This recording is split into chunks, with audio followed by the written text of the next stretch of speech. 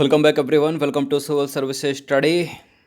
28 अगस्त 2020 है आज, और आज के दिन की शुरुआत करते हैं ज्योग्राफी के प्रश्नों से। तो चलिए स्टार्ट करते हैं। यह है प्रैक्टिस सेट नंबर 537 537 टेस्ट, और पेपर तक शायद ये उससे पहले तक 600 हो जाएंगे, तो इन सब का अच्छे से रिवीजन कर लेना 2 से 3 बार। चलिए स्टार्ट करते हैं। तो क्वेश्चन नंबर 1 पर आ जाइए। निम्नलिखित कथनों पर विचार करना है। 3 स्टेटमेंट है यहाँ पर। बताना है कि क्या उपर्युक्त में से कौन से उद्योगों को सनराइज उद्योग कहा जाता है। सूचना प्रौद्योगिकी उद्योग, शिक्षा से संबंधित उद्योग, चिकित्सा। बताइए। सूचना प्रौद्योगिकी, शिक्षा, चिकित्सा, ये तीनों के तीनों जो हैं सनराइज उद्योग हैं। इसका आंसर हो जाएगा ऑप्शन नंबर डी, उपरोक्त सभी। तो देखिए, उभरते हुए उद्योग सनराइज उद्योग के नाम से जाने जाते हैं। इनमें सूचना प्रौद्योगिकी यानी इंफॉर्मेशन टेक्नोलॉजी, स्वास्थ्य एवं चिकित्सा और ज्ञान यानी शिक्षा से संबंधित उद्योग शामिल हैं। अगर सूती वस्त्र बोला जाए तो इसमें शामिल होगा या नहीं होगा? नहीं होगा। क्वेश्चन नंबर 2 पर आ जाइए। लोहा इस्पात उद्योग में प्रयुक्त होने वाला कौन सा कच्चा माल नहीं है? बताइए। लौह अयस्क तो है, कोयला भी है, चूने का पत्थर भी है, बॉक्साइट नहीं है। तो लोहा इस्पात उद्योग में लौह अयस्क, कोयला, चूना पत्थर कच्चे माल के रूप में प्रयुक्त होते हैं। यह एक पोषक उद्योग है जिसके उत्पाद अन्य उद्योगों के लिए कच्चे माल के रूप में सम्मिलित होते हैं। देश के विभिन्न इस्पात उद्योग केंद्र और राज्यों के संदर्भ में निम्नलिखित सूची 1 को सूची 2 में से कौन सा जो है वो सही सम्मिलित नहीं है।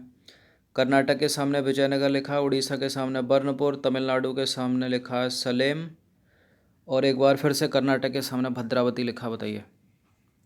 देखिए, कर्नाटक में विजयनगर है, सही है, विजयनगर है। कर्नाटक में भद्रावती भी है। सलेम तमिलनाडु में या फिर हिमाचल में? हिमाचल में वो सोलन है, सलेम नहीं है। मतलब ये करेक्ट है, तमिलनाडु का सलेम करेक्ट है यहाँ पर। उड़ीसा में तो राउरकेला है ना, बर्नपुर हो गया, आसनसोल हो गया, दुर्गापुर, ये तो पश्चिम बंगाल में है, तो गलत है दूसरा वाला स्टेटमेंट। तो देखिए, भारत के विभिन्न राज्यों में स्थित इस्पात केंद्र निम्न हैं, जैसे झारखंड में जमशेदपुर, बोकारो, और पश्चिम बंगाल में दुर्गापुर, आसनसोल, बर्नपुर हो गया। छत्तीसगढ़ का भिलाई बहुत पूछते हैं इसको। उड़ीसा का राउरकेला इंपॉर्टेंट है। कर्नाटक में भद्रावती भी है, विजयनगर भी है। आंध्र प्रदेश का विशाखापत्तनम और तमिलनाडु का सलेम। सबको याद रखना है इनको। क्वेश्चन नंबर 4 पर आ जाइए। भारत के सबसे पहले लोहा इस्पात कारखाने के संदर्भ में कौन सा सही नहीं है? देखिए, भारत में सर्वप्रथम लोहा इस्पात कारखाना दोराबजी टाटा द्वारा 1907 में जमशेदपुर में स्थापित किया गया था। Tata iron steel company TISCO 1947 से पहले तक भारत का एकमात्र इस्पात कारखाना था, और जो जमशेदपुर है ये स्वर्णरेखा और खरकई नदियों के संगम के समीप सकाची में स्थित है। बताओ। देखिए, 1907 में जमशेदपुर जो है बिहार में था।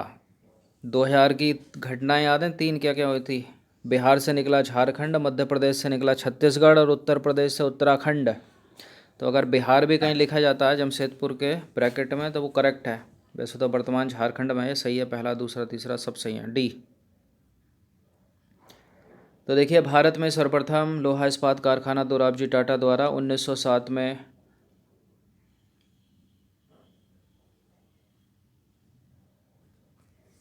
बिहार के जमशेदपुर, जो वर्तमान में झारखंड है, उसमें स्थापित किया गया था। Tata iron steel company TISCO 1947 से पहले तक भारत का एकमात्र इस्पात कारखाना था। यह निजी स्वामित्व में था, और स्वतंत्रता के पश्चात सरकार ने यह कार्य अपने हाथों में ले लिया और बहुत से लोहा इस्पात कारखानों को स्थापित किया। झारखंड में ये जो जमशेदपुर है वो स्वर्ण रेखा और खरकई नदियों के संगम के समीप सकाची में स्थित है।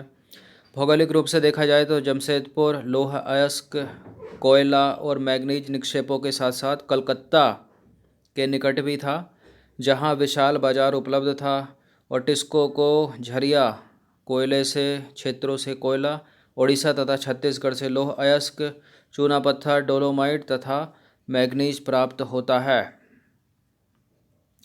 क्वेश्चन नंबर 5 पर आ जाइए। निम्नलिखित में से कौन सा प्राकृतिक रेशा नहीं है? देखिए प्राकृतिक रेशे कौन से होते हैं, जो या तो पेड़ों से प्राप्त होंगे, जीव जंतुओं से प्राप्त होंगे, जैसे ऊन सभी को पता है कहाँ से आती है, सिल्क कहाँ से आता है, लिनन कहाँ से आता है, रेयॉन हो गया, पॉलिएस्टर हो गया, नायलॉन हो गया, ये सब कृत्रिम रेशे हैं जिनको मानव निर्मित रेशा बोलते हैं। तो रेशा, देखिए रेशे वस्त्र उद्योग के लिए कच्चा माल होते हैं। ये रेशे प्राकृतिक या मानव निर्मित हो सकते हैं। प्राकृतिक रेशों में ऊन, सिल्क, कपास, लिनन और जूट, और जबकि मानव निर्मित रेशों में नायलॉन, पॉलिएस्टर, एक्रेलिक और रेयान शामिल हैं। क्वेश्चन नंबर 6 है, निम्नलिखित कथनों पर विचार करना है। दो स्टेटमेंट है, यहाँ पर बताना कि इनमें से कौन सा सही है। पहला स्टेटमेंट है, देश में प्रथम वस्त्र उद्योग 1818 में कलकत्ता के समीप फोर्ट गैल्वेस्टर में स्थापित हुआ था, और देश की पहली सफल आधुनिक वस्त्र मिल मुंबई में 1854 में स्थापित की गई थी। कौन सा करेक्ट है? 1854 मुंबई में, दोनों करेक्ट हैं, सी।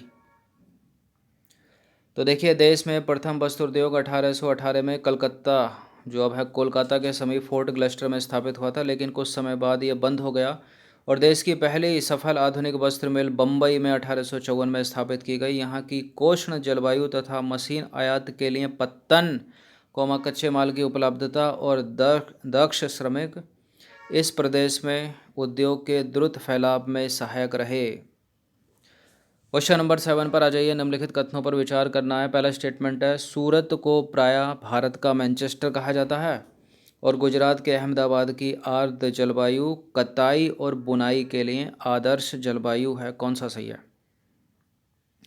देखिए गुजरात को थोड़ी कहा जाता है भारत का मैनचेस्टर, अहमदाबाद को कहा जाता है ना। बाकी गुजरात का अहमदाबाद आर्द्र जलवायु, गुजरात के अहमदाबाद की आर्द्र जलवायु जो है वो कताई और बुनाई के लिए आदर्श जलवायु। दूसरा वाला सही है, पहला वाला गलत। तो अहमदाबाद को प्रायः भारत का मैनचेस्टर कहा जाता है। अहमदाबाद गुजरात में साबरमती नदी के तट पर स्थित है। अनुकूल अवस्थिति कारक अहमदाबाद में सूती वस्त्र उद्योग के विकास में सहायक हैं। अहमदाबाद कपास उत्पादन करने वाले क्षेत्र के केंद्र में स्थित है, और यहाँ की आर्द्र जलवायु कताई और बुनाई के लिए आदर्श जलवायु है। क्वेश्चन नंबर 8 पर आ जाइए। निम्नलिखित कथनों पर विचार करना। 3 स्टेटमेंट है, यहाँ पर बताना कि इनमें से कौन सा करेक्ट होगा। ओसाका जापान का एक महत्वपूर्ण लोहा इस्पात केंद्र है। ओसाका को जापान का मैनचेस्टर कहा जाता है। यहाँ बहने वाली योडो नदी यहाँ के मिलों के लिए पर्याप्त जल उपलब्ध कराती है। देखिए अगर ओसाका को जापान का मैनचेस्टर कहा जाता है तो ओसाका लोहा इस्पात का केंद्र थोड़ी होगा, सूती वस्त्र का केंद्र होगा ना। तो गलत है पहला वाला स्टेटमेंट, दूसरा वाला सही है। यहाँ बहती है योडो नदी, क्या करती है? यहाँ के मिलों के लिए पर्याप्त जल उपलब्ध कराती है। दूसरा तीसरा सही है, सी है इसका आंसर। तो ओसाका जापान का एक महत्वपूर्ण वस्त्र निर्माण केंद्र है। इसे जापान का मैनचेस्टर कहा जाता है। ओसाका में सूती वस्त्र उद्योग का विकास कई भौगोलिक कारणों से हुआ है। ओसाका के चारों ओर का विस्तृत मैदान सूती वस्त्र मिलों के विकास के लिए आसानी से भूमि की उपलब्धता सुनिश्चित करता है। यहाँ की कोष्ण जलवायु कताई व बुनाई के लिए बहुत ही उपयुक्त है। यहाँ बहने वाली योडो नदी मिलों के लिए पर्याप्त जल उपलब्ध कराती है। यहाँ की पत्तन की अवस्थिति कच्चे माल को आयात करने और वस्त्रों के निर्यात की सुविधा उपलब्ध कराती है। ओसाका का वस्त्र उद्योग पूर्णतः आयातित कच्चे मालों पर के ऊपर जो है निर्भर है, और कपास जो है वो मिस्र, भारत, चीन और यूएसए से आयात की जाती है। क्वेश्चन नंबर 9 है, नीचे कुछ कथन दिए हैं, दो बताना है कि इनमें से कौन सा सत्य है। पहला है, बंगलुरु दक्कन पठार पर अवस्थित है और यहाँ से इसका नाम सिलिकन पठार पड़ा। देश में सबसे पहले सूचना प्रौद्योगिकी नीति की घोषणा कर्नाटक सरकार ने की थी। बिल्कुल करेक्ट है दोनों के दोनों। तो देखिए बंगलुरु दक्कन पठार पर अवस्थित है, इसका नाम सिलिकन पठार पड़ा। यह शहर वर्ष भर मृदु जलवायु के लिए प्रसिद्ध है। सिलिकन घाटी सांता क्लारा घाटी का भाग है जो उत्तरी अमेरिका में रॉकी पर्वत के निकट अवस्थित है, और इस क्षेत्र की जलवायु शीतोष्ण है। बात करें सिलिकन पठार बंगलुरु की और सिलिकन घाटी कैलिफोर्निया की, तो इनमें कई सारी चीज़ें जो है एक समान हैं। देश में सबसे पहले सूचना प्रौद्योगिकी नीति की घोषणा 1992 में कर्नाटक राज्य सरकार ने की थी, याद रखिएगा। क्वेश्चन नंबर 10 है, अंतिम प्रश्न है इस टेस्ट का। 3 स्टेटमेंट के साथ बताना कि इनमें से कौन सा करेक्ट है। 2 स्टेटमेंट के साथ। पहला स्टेटमेंट है, भोपाल औद्योगिक दुर्घटना 3 दिसंबर 1983 को हुई थी, और यह एक प्रौद्योगिकी दुर्घटना थी जिसमें यूनियन कार्बाइड एक कीटनाशी कारखाने से हाइड्रोजन साइनाइड गैस का रिसाव हुआ था। हाइड्रोजन साइनाइड रिसाव हुआ था, या मेथिल आइसोसाइनेट MIC जिसको बोलते हैं, और ये 1983 में हुआ था, 84 में। देखिए इनको डेट के साथ याद रखो, मोस्ट इंपॉर्टेंट है। भोपाल गैस दुर्घटना 1984 की है, ये 83 की नहीं है, गलत है पहला स्टेटमेंट। और दूसरे वाले में हाइड्रोजन साइनाइड, देखिए हाइड्रोजन साइनाइड भी निकली थी इसमें, सही है दूसरा वाला स्टेटमेंट। और साथ ही निकली थी इसके साथ खतरनाक विषैली जहरीली मेथिल आइसोसाइनेट MIC। तो करेक्ट है ये, केवल दूसरा वाला स्टेटमेंट इसमें। तो देखिए भोपाल में 3 दिसंबर 1984 को, ना कि 83 को, 12:30 बजे रात में सबसे त्रासदपूर्ण औद्योगिक दुर्घटना हुई थी। और यह एक प्रौद्योगिकी दुर्घटना थी जिसमें यूनियन कार्बाइड कंपनी का नाम, मतलब कीटनाशी कारखाना था वो, उससे हुआ क्या, हाइड्रोजन साइनाइड तथा प्रतिक्रियाशील उत्पादों के साथ साथ अत्यंत विषैली मेथिल आइसोसाइनेट, बहुत पूछते हैं इसको, गैस का रिसाव हुआ था। तो हाइड्रोजन साइनाइड भी रिसी और मेथिल आइसोसाइनेट। और 1984 की घटना है, 83 की नहीं है, इसलिए गलत है पहला स्टेटमेंट, दूसरा करेक्ट है।